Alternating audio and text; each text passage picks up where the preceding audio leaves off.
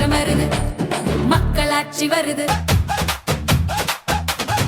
நல்லாட்சினா எடப்பாடியார் தான். வாக்களிப்பீர் இரட்டை இலையே.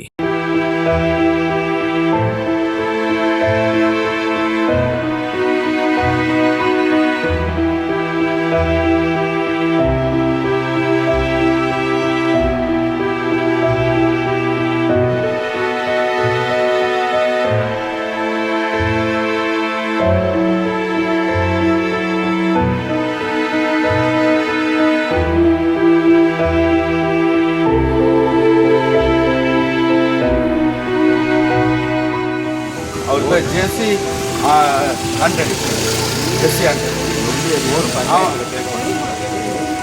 அவனுக்கு ஊர் பஞ்சாயத்தில் கேட்க பயப்படுறாங்க. இவங்க 88 வயசாகுது, அவங்களுக்கு 86 வயசாகுது. இந்த நிலையில் அவங்க சாலையில் படுத்து கிடக்குறாங்க. அதை பார்த்து தான் நான் கூட்டிகிட்டு வந்தேங்க. இப்போ என் மேலே கூட கோவப்படுறானா. இப்போ இவர் சும்மா கூட அவங்க கூட துணைக்கு வான்னு கூட்டிகிட்டு வந்த ஒரு பையன்தான். எங்க மேலே அவர் பெரிய ரவுடி ஆகும். நான் போய் என்னால் ஒன்றும் முடியல. என்னை மிரட்டுறது, அடிக்கிறது, ஒத்தைக்கிறது மாதிரி. நான் 10 ரூபா போட்டு நான் மாட்டை விற்று நான் கூட்டை கட்டி வச்சுக்கிட்டு என் வீட்டில் வந்து 1 மாதத்துக்கு இருக்கிற 2 மாதத்துக்கு நான் வெளியில் போடுறேன். அண்ணன் மட்டும் நான் இருக்கிறேன்னு தான் என்னை வந்து கேட்டான். அதனால தான் நான் கொடுத்தேன் அந்த இடத்த. அல்லாட்டா நான் கொடுக்க மாட்டேன். அதுக்காக எட்ட போய் ஒரு குச்சை போடுறதுன்னா அவங்க தம்பி வர சொல்லி அதையும் முடிய கேட்டான். இந்த குட்டை கட்டினா இதையும் முடிய கேட்டான். அப்புறம் நான் எங்கே போவேன்? ஒரு இடத்துக்கும் போக வழி இல்லை. ரோட்டில் கிடக்குறேன். அந்த வீடு எனக்கு தேவை. எனக்கு எப்படினாலும் அந்த வீட்டை எனக்கு வாங்கி எனக்கு கொடுத்துருங்க.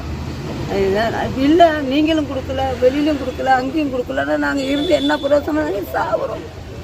அதுதான் எங்களுக்கு முன்ன செத்து போகிறோம். எங்கள் 2 பேரால் ஒன்றும் முடியாது. இதுக்கு இந்த சர்க்காரில் காசு கொடுக்குறோம். அந்த காசை வாங்கி நாங்கள் செஞ்சு கொடுத்துட்டு நாங்கள் வந்து சுற்றி கிடக்கிறோம். பின்னாடி அந்த வீட்டை வேணும்னா அவங்கள்ட்ட நான் கொடுத்துட்றேன். 2 பேரும் அவர் செத்து விடுவார். உடம்புல ஒன்றும் இல்லை, நடக்கவும் முடியல. செத்துட்டா நான் எங்கே கொண்டே போடுவேன்?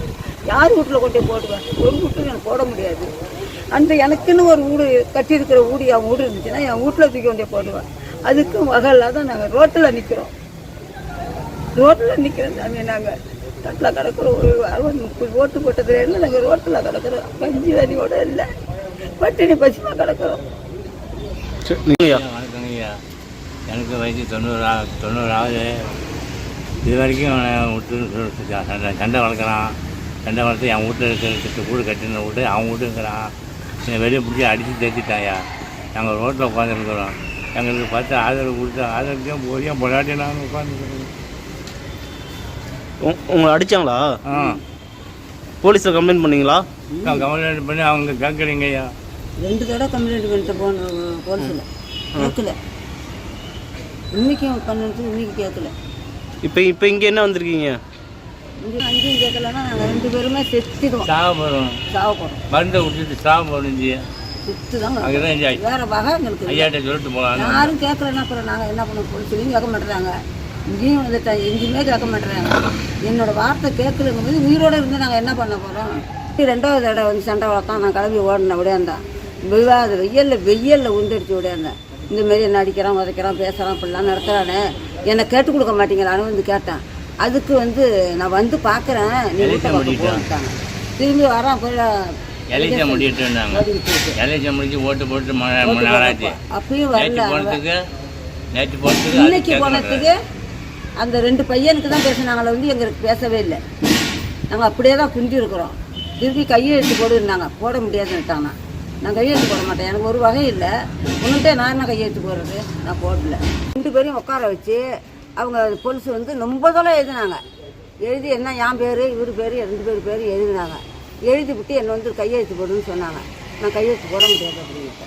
அந்த வீட்டை எழுதி வாங்குறதுக்கு கையெழுத்து கேட்டாங்க அவங்க. போலீஸா? ஆமாம். அந்த வீட்டை எழுதி வாங்கிக்கிறதுக்கு நீ கையெழுத்து போடுன்னாங்க. அப்போ என் வீட்டை கொடுக்கறதுக்காக என் கையெழுத்து போட சொல்றியா? நான் கையெழுத்து போட மாட்டேன்.